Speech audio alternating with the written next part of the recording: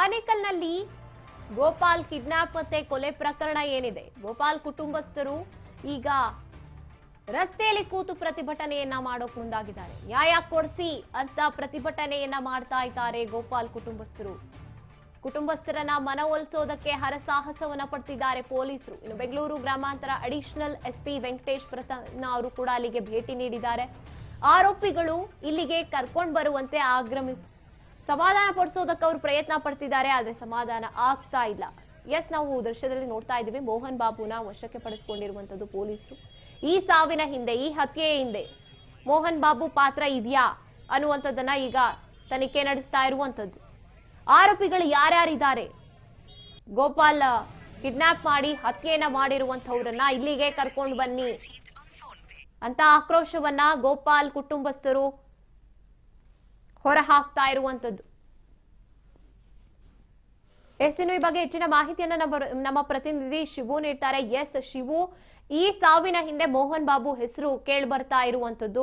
ಈಗ ತನಿಖೆ ಕೂಡ ನಡೀತಾ ಇದೆ. ಇನ್ನು ಆಕ್ರೋಶ ಅಷ್ಟರ ಮಟ್ಟಿಗೆ ಹೆಚ್ಚಾಗಿರುವಂತದ್ದು ಗೋಪಾಲ್ ಕುಟುಂಬಸ್ಥರಿಂದ. ಇದ್ರ ಬಗ್ಗೆ ಹೆಚ್ಚಿನದಾಗಿ ಹೇಳೋದಾದ್ರೆ ಗಾಯತ್ರಿ, ಇವರಿಬ್ರು ಕೂಡ ಮೋಹನ್ ಬಾಬು ಮತ್ತೆ ಗೋಪಾಲ್ ಏನಿದ್ದಾರೆ ಅವರಿಬ್ರು ಕೂಡ ಹಿಂದೆ MLC ಆಗಿದ್ದಂತ ಮನೋಹರ್ ಅವರ ಜೊತೆಯಲ್ಲೇ ಕೆಲಸ ಮಾಡ್ತಿದ್ದಂತವ್ರು. ಇವರಿಬ್ರು ಕೂಡ ಆಗ್ಲಿಂದಲೂ ಕೂಡ ಸ್ನೇಹಿತರಾಗಿರ್ತಾರೆ. ಆದ್ರೆ ಯಾವ ವಿಚಾರಕ್ಕೆ ಇವರಿಬ್ರ ಮಧ್ಯೆ ವೈಷಮ್ಯ ಆಗಿತ್ತೋ ಗೊತ್ತಿಲ್ಲ. ಕಳೆದ ವಾರ ಇವರ ನಡುವೆ ಗಲಾಟೆ ಆಗಿರ್ತದೆ. ಗಲಾಟೆ ಆದ್ಮೇಲೆ ಈ ಮರ್ಡರ್ ಆಗಿರುವಂತದ್ದು. ನಿನ್ನೆ ರಾತ್ರಿ ಅವರ ಗಾಡಿಗೆ ಗುದ್ದಿಸಿ ಅಲ್ಲಿಂದ ಟಾಟಾ ಎಸಿಯಿಂದ ಇವರನ್ನ ಕಿಡ್ನಾಪ್ ಮಾಡ್ಕೊಂಡು ಹೋಗಿರ್ತಾರೆ. ಕಿಡ್ನಾಪ್ ಮಾಡ್ಕೊಂಡು ಹೋದಂತ ಸಂದರ್ಭದಲ್ಲಿ ಇವತ್ತು ಡೆಂಕಣಿ ಕೋಟೆ ಅಂದ್ರೆ ತಮಿಳುನಾಡಿನ ಡೆಂಕಣಿ ಕೋಟೆಯ ಬಳಿ ಅವರ ಮೃತದೇಹ ಸಿಕ್ಕುತ್ತೆ.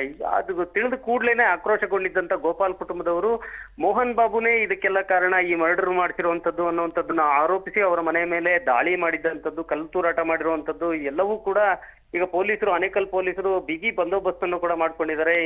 ಅಷ್ಟೇ ಅಲ್ಲದಿರ ಆನೇಕಲ್ ಪೊಲೀಸ್ ಠಾಣೆ ಎದುರು ಮತ್ತೆ ರಸ್ತೆಗಿಳಿದು ಕೂಡ ಪ್ರತಿಭಟನೆ ಮಾಡ್ತಿದ್ದಾರೆ, ನಮ್ಗೆ ನ್ಯಾಯ ಸಿಗಬೇಕು ಅಂತ ಹೇಳಿ. ಈಗಾಗ್ಲೇ ಮೋಹನ್ ಬಾಬುವನ್ನು ಕೂಡ ಪೊಲೀಸರು ವಶಕ್ಕೆ ಪಡ್ಕೊಂಡು ವಿಚಾರಣೆಯನ್ನ ಮಾಡ್ತಾ ಇದ್ದಾರೆ ಆನೇಕಲ್ ಪೊಲೀಸರು. ಸೊ ಯಾವ ಕಾರಣಕ್ಕೆ ಈ ಎಲ್ಲ ವೈಷಮ್ಯ ಆಯ್ತು ಮತ್ತೆ ಈ ಕೊಲೆಯಲ್ಲಿ ಮೋಹನ್ ಬಾಬು ಪಾತ್ರ ಇದೆಯಾ ಇಲ್ವಾ ಅನ್ನುವಂಥದ್ದು ಆದ್ರೆ ನೇರವಾಗಿ ಗೋಪಾಲ್ ಕುಟುಂಬದವರು ಇವರ ಮೇಲೇನೆ ಆರೋಪ ಮಾಡ್ತಾ ಇರೋದ್ರಿಂದಾಗಿ ಅವರನ್ನ ವಶಕ್ಕೆ ಪಡ್ಕೊಂಡು ವಿಚಾರಣೆ ಮಾಡ್ತಾ ಇದ್ದಾರೆ. ಜೊತೆಗೆ ಈಗ ಸ್ಥಳಕ್ಕೆ ASP ವೆಂಕಟೇಶ್ ಪ್ರಸಾದ್ ಮತ್ತೆ SP ಚಂದ್ರಕಾಂತ್ ಅವರು ಕೂಡ ಆಗಮಿಸಿ ಅಲ್ಲಿ ಏನು ಪರಿಸ್ಥಿತಿಯನ್ನ ನಿಯಂತ್ರಣಕ್ಕೆ ತೆಗೆದುಕೊಳ್ಳುವಂತದಕ್ಕೆ ಪ್ರಯತ್ನ ಮಾಡ್ತಿದ್ದಾರೆ. ಮೃತನ ಕುಟುಂಬದವರಿಗೆ ಸಾಂತ್ವನ ಹೇಳ್ತಿರುವಂತದ್ದು, ಸಮಾಧಾನ ಮಾಡ್ತಿರುವಂತ ಕೆಲಸವನ್ನ ಮಾಡ್ತಿದ್ದಾರೆ. ಆದ್ರೆ ಅವರ ಆಕ್ರೋಶ ಇನ್ನೂ ಕೂಡ ತಣ್ಣಗಾಗ್ತಾ ಇಲ್ಲ. ಪೊಲೀಸ್ ಠಾಣೆ ಮುಂಭಾಗದಲ್ಲಿದ್ದಂಥವ್ರು ರಸ್ತೆಗೂ ಕೂಡ ಇಳಿದು ರಸ್ತೆಯಲ್ಲಿ ಕುಳಿತು ಪ್ರತಿಭಟನೆಯನ್ನ ಮಾಡ್ತಾ ಆಕ್ರೋಶವನ್ನು ವ್ಯಕ್ತಪಡಿಸ್ತಾ ಇದ್ದಾರೆ ಗಾಯತ್ರಿ. ಎಸ್, ಆಗಿದ್ರೆ ಈ ಮೋಹನ್ ಬಾಬು ಮತ್ತೆ ಗೋಪಾಲ್ ಮಧ್ಯೆ ಹಳೆ ವೈಷಮ್ಯಗಳನ್ನ ಇಟ್ಕೊಂಡು ಈ ರೀತಿಯಾಗಿ ಏನಾದ್ರೂ ಕೃತ್ಯ ಎಸಗಿದ್ರಾ ಅಂತ?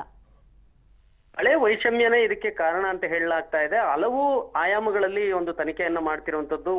ಹಣದ ವ್ಯವಹಾರ ಏನಾದ್ರೂ ಇತ್ತಾ, ಅಥವಾ ವೈಯಕ್ತಿಕ ವಿಚಾರಗಳೇನಾದ್ರೂ ಇತ್ತಾ, ಅಥವಾ ಬೇರೆ ಏನಾದ್ರೂ ಅವರಿಗೆ ಈ ಹಿಂದೆ ಅವರು ಜೊತೆಯಾಗಿದ್ದಂತ ಸಂದರ್ಭದಲ್ಲಿ ಮಾಡಿದಂತ ವ್ಯವಹಾರಗಳಿಗೆ ಸಂಬಂಧಪಟ್ಟಂತೆ ಏನಾದ್ರೂ ವೈಷಮ್ಯ ಐತೆ, ಎಲ್ಲವನ್ನೂ ಕೂಡ ಈಗ ಕಲೆ ಹಾಕ್ತಾ ಇದ್ದಾರೆ. ಜೊತೆಗೆ ಮೋಹನ್ ಬಾಬುವನ್ನ ವಿಚಾರಣೆ ಮಾಡ್ತಿರುವಂತದ್ದು. ನಿಮಗೆ ಮತ್ತೆ ಗೋಪಾಲ್ಗೆ ಇದ್ದಂತ ವೈಷಮ್ಯ ಏನು, ಇಬ್ರು ಒಟ್ಟಿಗೆ ಇದ್ದಂತವ್ರು ಅನ್ನುವಂಥದ್ದು ಕಾರಣಕ್ಕೆ.